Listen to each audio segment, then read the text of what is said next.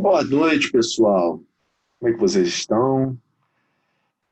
Nós, a partir de agora, vamos nos dedicar à, à análise de um tema novo. Nós vamos avançar na nossa disciplina e, a partir de agora, o nosso escopo é a análise dos mecanismos de financiamento da Seguridade Social, com ênfase, com prioridade para a abordagem dos instrumentos de custeio especificamente atrelados à Previdência Social.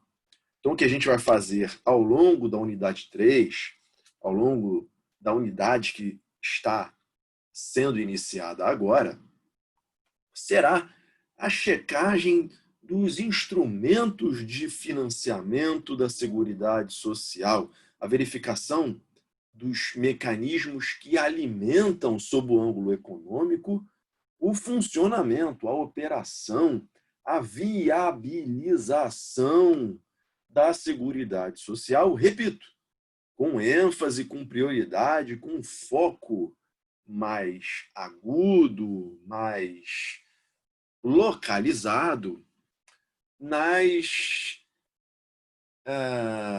nas modalidades de financiamento especificamente dirigidas à operação do sistema de previdência social e, mais especificamente ainda, designadamente quanto ao funcionamento do regime geral de previdência social. É isso que nos espera ao longo da terceira unidade e é isso que a gente começa a fazer a partir de agora. Bom, a gente começa essa conversa, a gente começa essa história lembrando que a Previdência Social, e de uma maneira um pouco mais ampla, a Seguridade Social, elas consistem em políticas públicas, consistem em modalidades de atuação do poder público que demandam planejamento, demandam recursos humanos, demandam recursos econômicos, em alguma medida demandam logística, especificamente no plano da saúde, da assistência social também, em menor medida a previdência também, mas exige um aparelhamento administrativo, exige uma mobilização de recursos. Eu não estou falando só de dinheiro, não. Recursos humanos, recursos materiais, logísticos, financeiros também, para sua implementação, para que seja colocada em prática essa política pública, ou essas políticas públicas, no plural, na versão plural. Bom, a gente aprende em direito administrativo, a gente aprende em direito financeiro também, que essa ou quaisquer atividades administrativas do Estado, quaisquer atividades executivas, não acontecem a esmo, não acontecem de maneira desorganizada, não acontecem de maneira, como a minha filha de 12 anos adora falar, de maneira aleatória. Não é aleatório, não fica ao sabor do vento, ao sabor do humor do governante de plantão.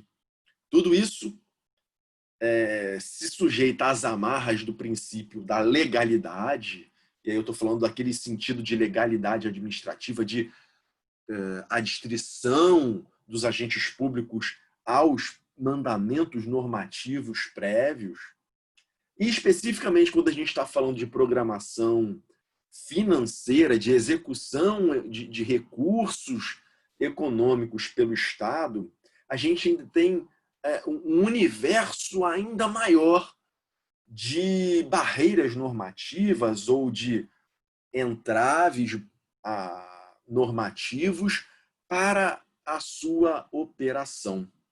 Lembrem que o consumo de recursos pelo poder público, o gasto, o empenho de valores, o pagamento de valores, enfim, a dispensação de valores econômicos pelo Estado depende de uma prévia estipulação programática em orçamento público para que se tenha publicidade, para que se tenha um ganho de eficiência, para que a gente possa checar onde e como o dinheiro público está sendo gasto. Isso me induz, além da economicidade, me induz a moralidade, a impessoalidade, a própria legalidade no sentido mais amplo da sua, uma acepção mais ampla.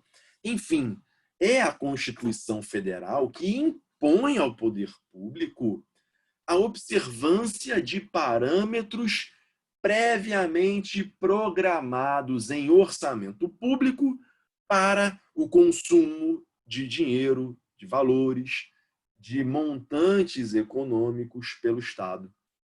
Então, a gente agora está falando da organização orçamentária e eu quero aplicar, eu quero transportar, eu quero, enfim, converter esse raciocínio para a operação da Previdência Social e de uma maneira um pouquinho mais ampla para a Seguridade Social como um todo. Eu quero entender como se dá a organização, o planejamento, a programação orçamentária que parametriza, que dá parâmetros, que elucida de uma maneira prospectiva como os valores, como o dinheiro público armazenado pelo Estado vai ser gasto.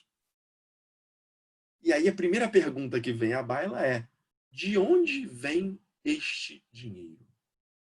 A gente já falou em outras aulas, especialmente naquelas primeiras aulas do capítulo 1, que a Previdência Social, estou sendo bem específico quanto ao regime geral de Previdência Social, mas isso se aplica também aos regimes próprios. A Previdência Social tem um sistema de funcionamento econômico, um sistema de fluxo de recursos que a doutrina costuma aludir, chamar de sistema ou regime de repartição. Mas os autores dizem que no Brasil a gente adota um regime de repartição simples, embora tenha um ou outro que fale em repartição por contas nocionais ou semi-repartição, mas enfim, a maioria dos autores fala de um regime de repartição simples. E como é que esse regime funciona? Simplificadamente, a gente pode comparar o regime de repartição, como eu gosto de falar, sou bom metafórico, né, para usar uma imagem ilustrativa, uma metáfora, eu gosto de falar do copo furado. É um sistema pelo qual a gente tem um fundo, esse fundo é previsto na Lei Complementar 101, na Lei de Responsabilidade Fiscal, se não me engano, no artigo 68. E esse fundo, ele é alimentado, ele é abastecido com uma série de mecanismos de custeio. Então, esse sistema é permanentemente alimentado, ele é abastecido, entra dinheiro nesse fundo de maneira permanente. Só que esse fundo não se presta a um armazenamento, esse fundo não se presta a capitalização, a investimento, enfim, a obtenção de rendimentos ou mais-valia futura. Não é para isso. Esse fundo se presta a um objetivo de consumo quase que imediato, instantâneo. Consumo em que? Consumo dos recursos que entram, dos recursos ingressantes, com o pagamento dos benefícios e dos serviços previdenciários ativos. Ou seja, a ideia do copo furado se aplica bem. Na mesma medida em que os recursos são injetados, eles são vazados, eles vazam, eles escapam do copo, eles fogem por um ralo, por um furinho no fundo. E esse furinho no fundo, ilustrativamente falando, é por onde saem os recursos necessários ao pagamento dos benefícios, né? Aposentadorias, pensões, salários de maternidade, por aí vai. A gente no capítulo 2 estudou quais são os benefícios contemplados pelo regime geral. De maneira que a movimentação, o fluxo financeiro, ele é como dizem os ingleses, né, os americanos, pay as you go, sistema PAYG. a roda não para de girar, digamos assim. O fluxo ele é constante, contínuo, na mesma medida em que os recursos ingressam, eles são consumidos. Então, a minha preocupação, se eu tenho a preocupação com equilíbrio econômico, equilíbrio financeiro, com equilíbrio atuarial da Previdência Social, eu tenho que programar da onde virão os recursos que alimentam esse fundo. Beleza. Onde a Constituição trata dessa programação financeira da Seguridade Social? A reforma da Previdência mexeu um pouquinho nisso. Mexeu um pouquinho em que medida? Pelo que consta da redação atual do artigo 194, inciso 6 da Constituição, é obrigatório, é de observância compulsória que, no orçamento público, especificamente no orçamento federal, ou especialmente no orçamento da União, sejam destacadas, ou seja, sejam feitas em apartado, sejam separadas do que a gente pode chamar de orçamento geral, capítulos, blocos ou segmentos orçamentários especificamente destinados à programação de cada uma das políticas públicas integrantes da Seguridade Social. Então, a gente tem que ter rubricas específicas para sinalização do orçamento da saúde, sinalização do orçamento da Previdência, sinalização do orçamento da assistência social, contemplando, repito, rubricas específicas que apontem a programação, a previsão, a expectativa de arrecadação, de captação de receitas e, por conseguinte, o volume esperado de despesas.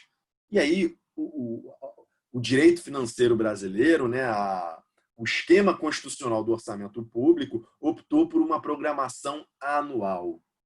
A anualidade, embora a gente tenha um instrumento de parametrização ou de equalização ou de preparação orçamentária de longo prazo, no plano plurianual, a regra para dotações, rubricas e, a miúde, cada uma das previsões de movimentações financeiras, tudo isso é feito ao bojo da Lei Orçamentária Anual, da LOA. Está prevista lá pelo artigo 165, 167, por ali, na meiuca da Constituição de 88. Então, a reforma da Previdência deixa agora expresso o uso compulsório de orçamentos específicos, com rubricas específicas, por conseguinte, para cada uma das três políticas públicas integrantes da Seguridade Social. Deixando expresso e deixando assim emblematicamente em destaque que, no que diz respeito à Previdência Social, o orçamento público deve respeitar, acatar e levar em conta o seu caráter, o seu perfil contributivo, o seu perfil participativo no custeio, participativo dos segurados, participativo das empresas, participativo no sentido da solidariedade nessa remessa de recursos necessários para o funcionamento da Previdência Social. É mais ou menos esse o sentido, é mais ou menos essa a primeira configuração, o primeiro esquema, o primeiro raciocínio que a gente pode rascunhar a propósito do financiamento da Seguridade Social. O que eu quero ao longo da unidade? Eu quero tratar um pouquinho seja, dos princípios que regem esse financiamento, falar um pouquinho da natureza e das modalidades de contribuições sociais que custeiam a Seguridade Social. Depois falar um pouquinho de cada contribuição em espécie. Fazendo isso, eu vou me dar por satisfeito. porque me parece que a gente vai estar mais ou menos alinhado e preparado, municiado com as informações, pelo menos as mais elementares, as mais importantes, sobre de onde vem o dinheiro que abastece e viabiliza o funcionamento da Seguridade Social.